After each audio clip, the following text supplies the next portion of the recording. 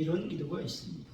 나는 노아와 이삭같이 순종하며 나는 에녹같이 하나님과 동행하며 나는 아브라함같이 하나님을 믿으며 나는 요셉같이 유혹을 물리치며 나는 여호사와 같이 마음을 정하고 하나님을 찾으며 나는 모세같이 하나님의 백성과 함께 고난받기를 좋아하며 나는 여호수아와 갈렙같이 강한 무리들 앞에서 낙심치 않으며 나는 다윗과 같이 주님을 바라보며 나는 다니엘과 같이 하나님과 교통하며 나는 기드온같이 적은 수를 가지고도 전진하며 나는 아론과 훌같이 영적인 지도자를 도우며 나는 욥과 같이 참으며 나는 이사와 같이 헌신하며 나는 안드레같이 형제들을 주께로 인도하며 나는 요한같이 주님 품에 가까이 하며 나는 베드로와 같이 고백하는 믿음을 가지며 나는 바울과 같이 전도하며 나는 스데반같이 원수를 용서하겠습니다.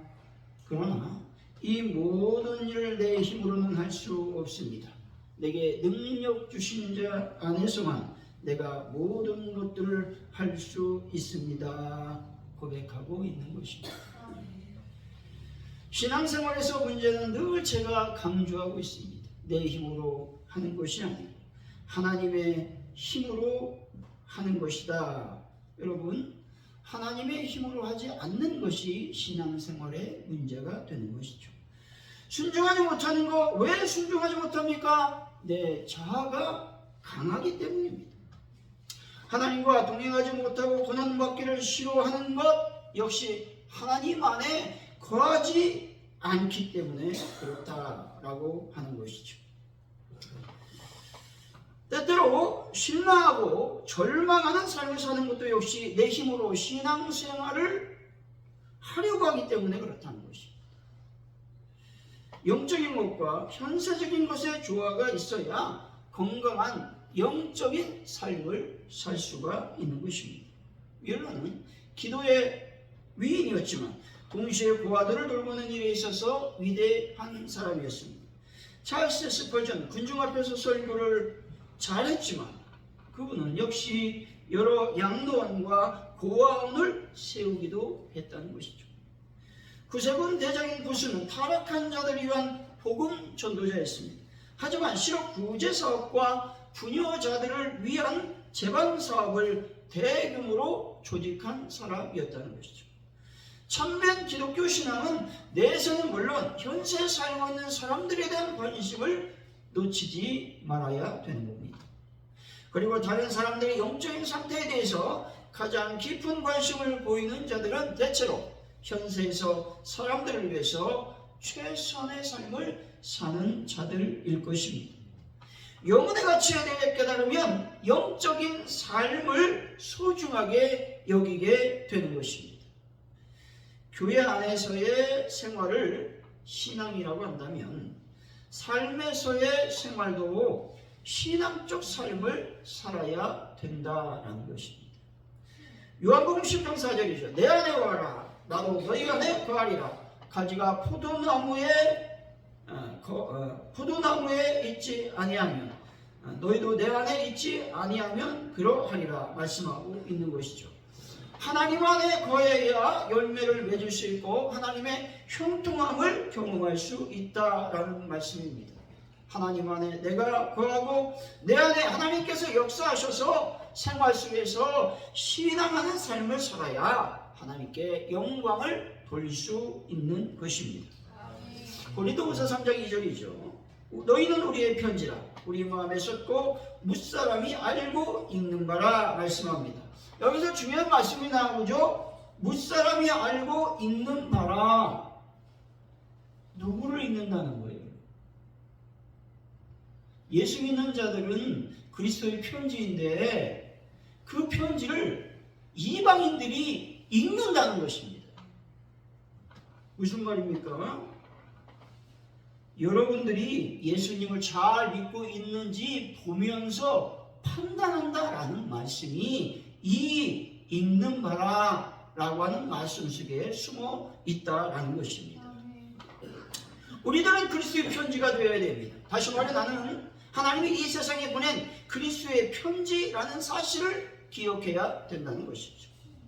나의 삶 자체가 하나님의 메시지가 되어야 한다라고 하는 것이죠.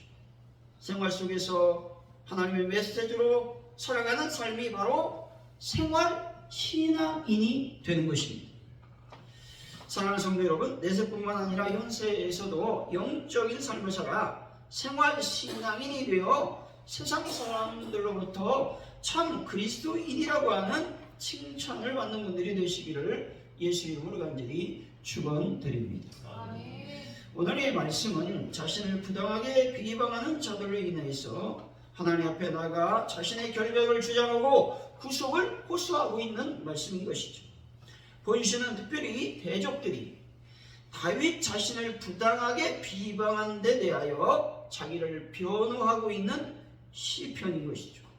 이런 점에서 다윗의 비판시들 가운데서 가장 강력하게 자기 의를 주장하고 있다는 특징을 지니고 있는 시가 오늘 말씀입니다.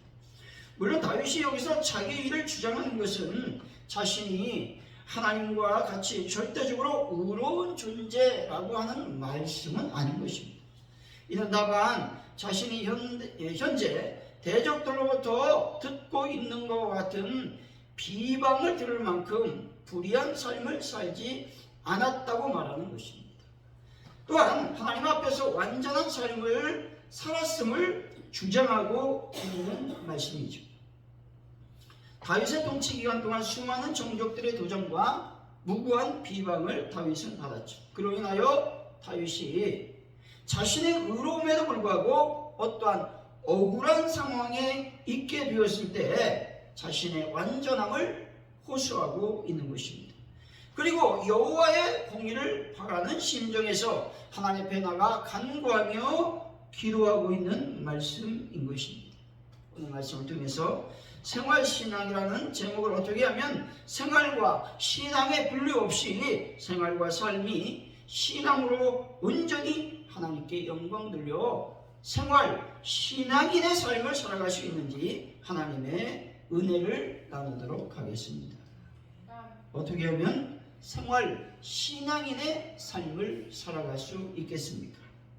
첫째로 최선을 다하는 삶을 살아야 된다는 겁니다. 우리 1절이죠. 읽어봅니다. 시작. 내가 나의 완전함에 행사하여 싸우며 흔들리지 아니하고 여호와를 의지하여 싸우니 여호와여 나를 판단하소서. 아멘. 여기서 완전함이라고 하는 말씀은 여호와의 언약의 말씀에 따라 사는 어떤 시인의 어떤 순수한 상태를 가리키는 말씀이죠. 그렇다고 이 말이 물론 하나님 앞에서 완전 무죄함, 완전 무결한 삶을 살았다라는 말씀은 아닙니다. 이는 다만 일반적인 기준에서 윤리적으로 악한 일을 행하는 그 원수들과 비교해 볼 때에 상대적으로 보다 완전한 상태로 신앙생활했다라는 말씀인 것입니다. 다윗이 여기서 이처럼 자신의 완전함을 말하고 있는 것은 현재 당하고 있는 자신의 부당함을 하나님께 호소하고 있는 것입니다. 흔들리지 않는다라고 하는 말씀은 여러분 흔들리지 않을 수 있었던 것은 다름이 아니라 다윗이 여호와를 의지했기 때문이라고 말씀하고 있는 것입니다. 다시 말해 여호와를 의지해온 결과로 다윗의 삶이 도덕적, 윤리적으로 흔들리지 않게 되었다라는 말씀이죠. 흔들리지 않는다라는 말을 직역해보면 이렇게 말할 수 있어요. 범죄하지 않았다라는 말씀이죠. 우리가 범죄할 때 대부분 마음이 흔들리기 때문에 죄를 짓는 겁니다. 다윗이 하나님 앞에서 신실하였음을 말씀하고 있는 말씀이죠. 그래서 다윗은 2절에서 이렇게 말하고 있죠. 2절 한번 읽어보겠습니다. 시작. 여호와여 나를 살피시고 시험하사 내 뜻과 내 양심을 달려하소서. 아멘. 여기서 중요한 세 단어가 등장하고 있다는 것이죠. 살피시고 시험하사 단련하소서라는 말씀입니다. 다시 말해서 시험하다라는 말은 무슨 말이냐? 사람이나 물건의 질을 시험한다라는 의미가 있죠. 단련하다라는 말씀은 불소 귀금속을 녹여 찌꺼기를 분리해낸다라는 의미가 있습니다. 그리고 살피다라는 말씀은 본성을 알기 위해서 시험한다라는 의미가 있죠. 이 세 단어는 모두 단지 겉만을 시험하는 것이 아니라 완전히 분석하고 분해하여 그 속에 본질을 알아낸다는 강한 의미가 있다라는 것입니다. 이 말이 무엇을 말하는 겁니까? 다윗이 자신의 완전함이 정말로 그러한지 하나님께서 철저하게 시험해 보도록 요구하고 있다라는 말씀인 것이죠. 여러분, 이렇게 하나님께 요구할 수 있겠습니까? 요구할 수 있는 믿음을 살아야 생활에서 신앙으로 살아갈 수 있다라는 말씀이죠.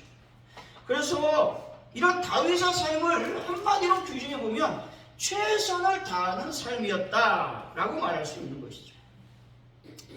최선이라고 하는 말은 조금 부족한 어떤 어감이 있습니다. 그래서 이런 말로 표현해 볼 수 있죠. 죽을 힘을 다해 살아내는 것. 죽을 힘을 다해서 예수님을 닮아가려고 하는 삶을 사는 것이 최선의 삶이다 라고 말할 수 있습니다.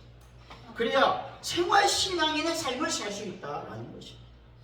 어떤 젊은이가 소크라테스를 찾아가서 이렇게 말했습니다.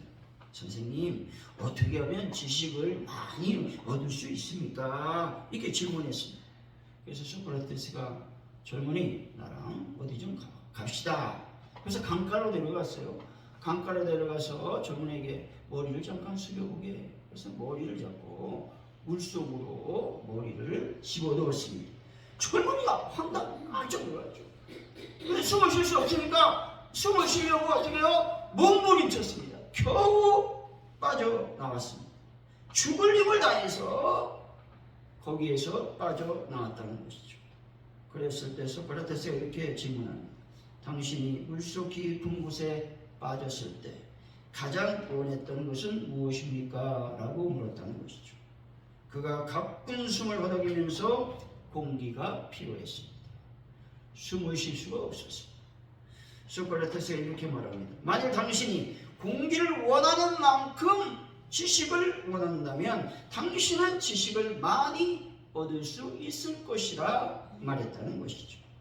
우리가 무엇을 얻고자 사모하는 마음을 가지고 최선을 다해 생활한다면 그것을 얻을 수 있게 되는 것이죠. 따라서 하나님 앞에 나갈 때 말씀을 사모하는 열렬한 마음을 가져야 되는 것이죠. 그러면 하나님의 말씀의 은혜를 받게 되는 것이죠. 예수님의 향기로 예수님의 편지로 살겠다는 다짐을 넘어서 죽을 힘을 다해 예수님을 닮기 위해 살아가는 여러분 되시기 바랍니다. 그러면 생활 속에서 예수님을 증거하는 신앙인의 삶을 살아갈 수 있을 것입니다. 사랑하는 성도 여러분, 죽을 힘을 다해 예수님을 닮고자 애쓰시고 말씀대로 살고자 최선을 다하시기 바랍니다. 그래서 생활 신앙인으로서 하나님께 영광을 돌리는 귀한 분들이 되시기를 예수 이름으로 간절히 축원드립니다. 어떻게 하면 생활 신앙인의 삶을 살 수 있을까? 둘째, 하나님의 은혜대로 생활해야 된다는 것입니다. 우리 3절이죠. 한번 읽어봅니다. 시작. 주의 인자심이 내가 주의 진 중에 행하여. 아멘. 여기서 인자하다라고 하는 말씀이 등장하고 있는데 이 말씀을 히브리어로 어떻게 표현했냐? 헤세드라고 하는 단어죠. 헤세드가 무엇을 뜻하는 단어입니까? 은혜를 뜻한 단어. 하나님의 은혜를 뜻할 때 헤세드란 단어를 사용하고 있다라고 하는 것이죠. 그래서 이 은혜라고 하는 말은 자기 백성을 결코 버리지 않겠다고 하신 하나님의 언약적 사랑을 말씀하고 있는 것입니다. 다윗은 생활 가운데 항상 하나님의 사랑을 마음속에 기억하며 간직하고 살았어요. 다윗은 하나님의 은혜 때문에 완전하다고 당당하고 자신감 있게 외치고 있는 것이죠. 여러분, 우리가 하나님의 은혜 없이 살 수 없다라는 것들을 깨달아야 하는 것이죠. 가장 큰 은혜가 뭐냐? 구원받은 것을 제외하고 그게 가장 큰 은혜죠. 그리고 더 한번 살펴보면 지금 여기에 여러분이 앉아 있는 것이 하나님의 크신 은혜인 것이죠.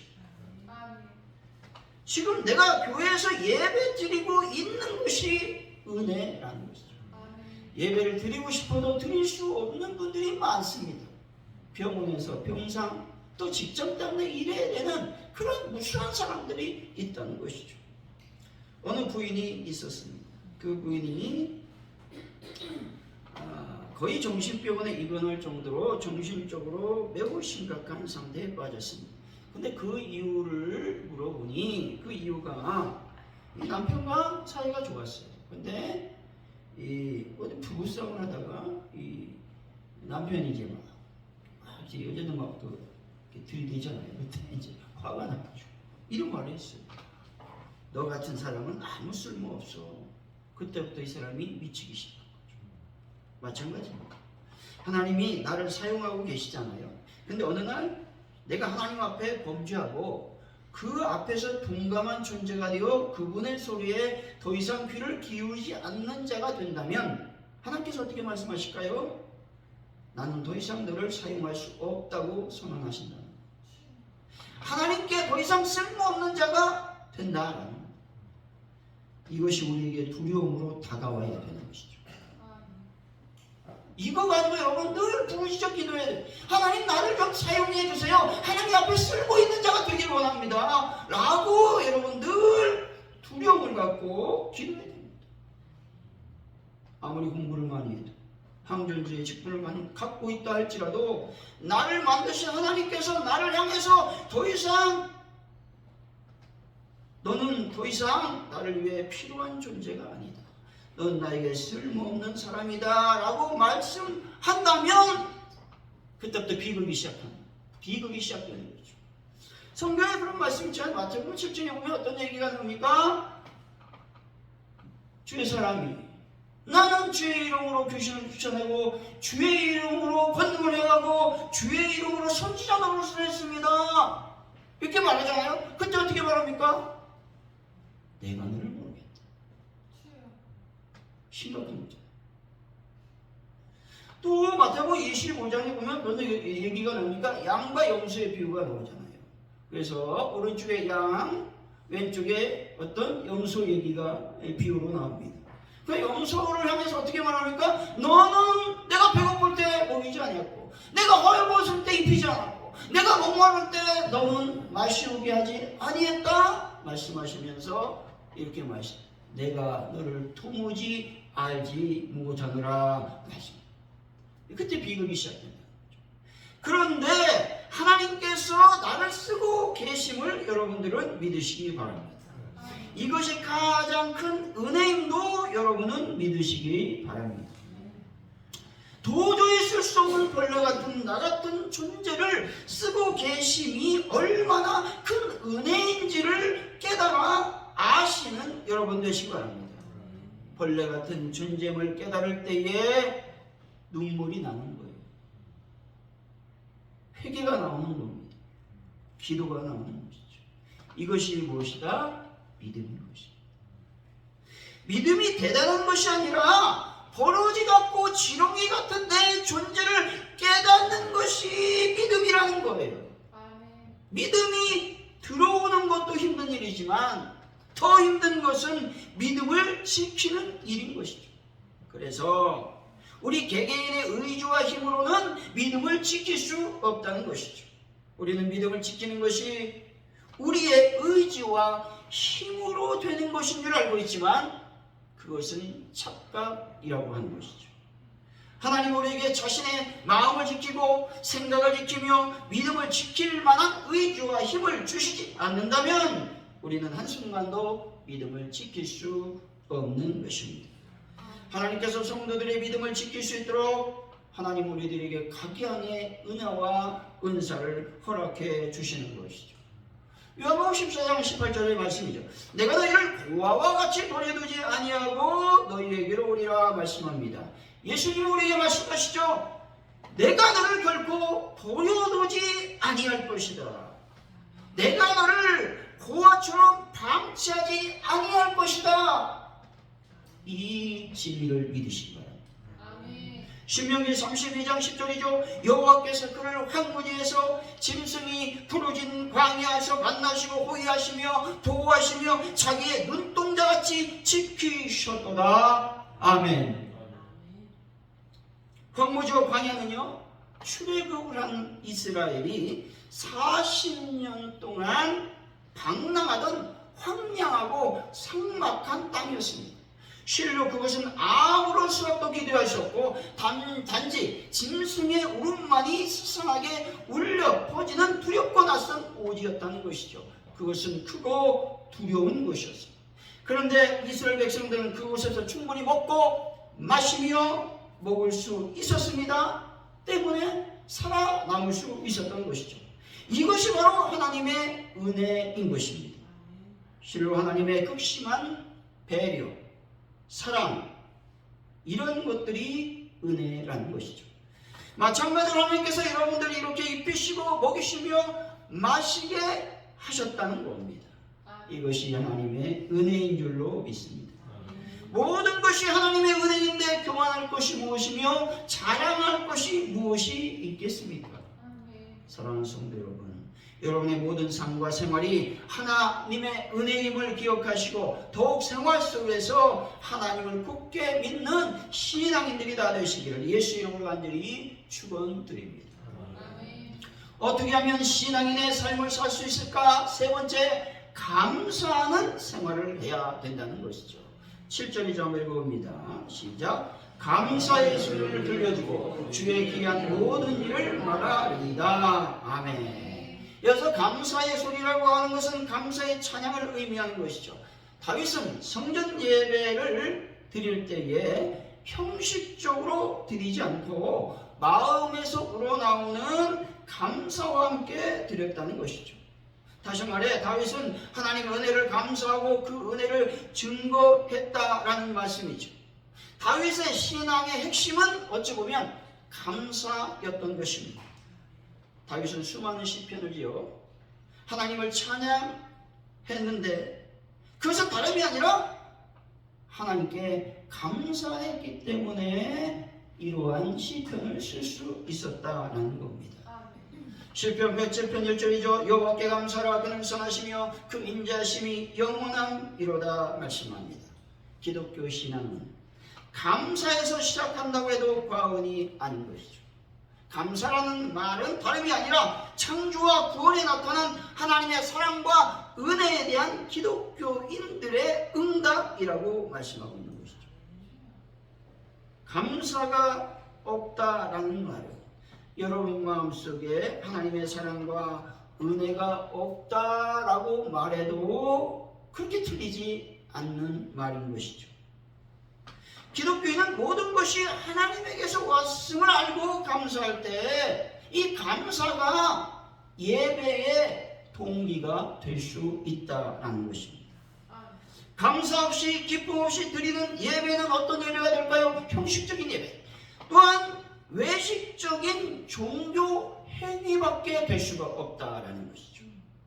이런 예배를 성경에서 누가 드렸다고 말씀합니까?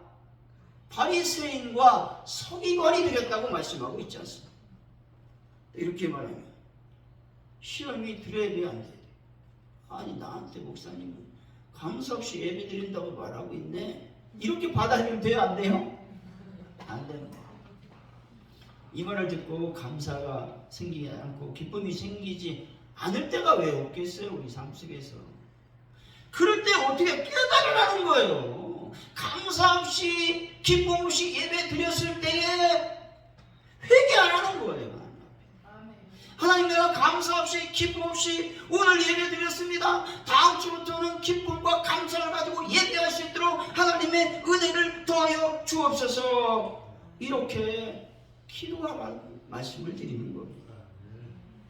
여러분, 감사는요, 마음에서 이 생줄기가 이렇게 흘러나오는 것을 말합니다. 이 감사라는 영어 단어는 땡스라고 하는 말이잖아요. 이 단어는 어떤 뜻에서 유래가 됐냐? 생각하다라는 뜻에서 유래가 되었다라는 것이죠. 이 말은 무슨 말이냐? 여러분이 깊이 생각하는 것으로 감사를 드릴 수 있다는 거예요. 뭘 생각하냐? 여러분의 삶을 깊이 생각하라는 거예요. 하나님을 깊이 생각할 때 저절로 감사가 나올 수 있다라는 말이죠. 아멘. 때문에 하나님 앞에 어떻게 감사하는 생활을 하는지를 보면 그 사람의 믿음의 수준을 알 수 있다라는 것이죠. 어떤 분이 이런 글을 썼습니다. 감사하면 마음이 유쾌해집니다. 감사하면 몸이 가벼워집니다. 감사하면 은혜가 흘러 들어옵니다. 감사하면 적절한 환경이 조성이 됩니다. 감사하면 사람들이 나를 좋아합니다. 감사하면 돈이 생깁니다. 감사하면 사랑과 능력이 생깁니다. 감사하면 건강해집니다. 감사하면 기쁨이 넘칩니다. 감사하면 무조건 좋습니다. 할렐루야. 신라만의 작가 밀턴이 지난주에 소경이 된 후에 불후의 명적을 집필했다고 말씀드렸습니다. 그가 소경이 되었을 때 이렇게 감사를 드렸다는 것이죠. 육의 눈은 어두워 보지 못하지만 대신 영의 눈을 뜨게 되었으니 감사합니다. 이런 감사의 마음은 그가 눈을 뜨고 있을 때보다 더 풍성한 영광을 얻음으로 신라온과 같은 위대한 작품을 쓸 수가 있었다는 것이죠. 생활에서 감사하는 것이야말로 최고의 신앙인이 될 수 있는 것이죠. 히아테스라고 하는 분이 이렇게 말했습니다. 그가 우리에게 어떤 것을 주시든 간에 하나님께 감사하는 것은 마귀를 물리치는 확실한 방법입니다 라고 말했어요. 마귀가 들어오는 지름길은 뭐예요? 원망과 불평과 불만이라고 하는 것이죠. 하지만 사단이 물러가는 최고의 방법은 감사하는 것이다 말씀하고 있죠. 여러분, 감사함으로 생활 속에서 최고의 신앙인의 삶을 살아가시기 바랍니다. 결론적으로 최선의 삶을 살고 은혜로운 삶을 살며 감사의 삶을 살 때에 생활 속에서 최고의 신앙인의 삶을 살 수 있을 줄로 믿습니다. 사랑하는 성도 여러분, 교회 안에서뿐만 아니라 삶과 생활 속에서 신앙인의 삶을 보여주심으로 많은 영혼을 전도하고 구원하는 생활 신앙인이 되시기를 예수 이름으로 간절히 축원드립니다. 기도합니다. 할렐루야. 하나님 감사합니다. 오늘 생활 속에서 내가 하나님을 드러내고 하나님의 향기와 편지가 될 수 있도록 은혜를 도와여 주옵소서. 그래서 하나님께 칭찬받고 또 기쁨과 감사로 하나님께 나아가는 삶이 될 수 있도록 역사하여 주옵소서. 감사합니다.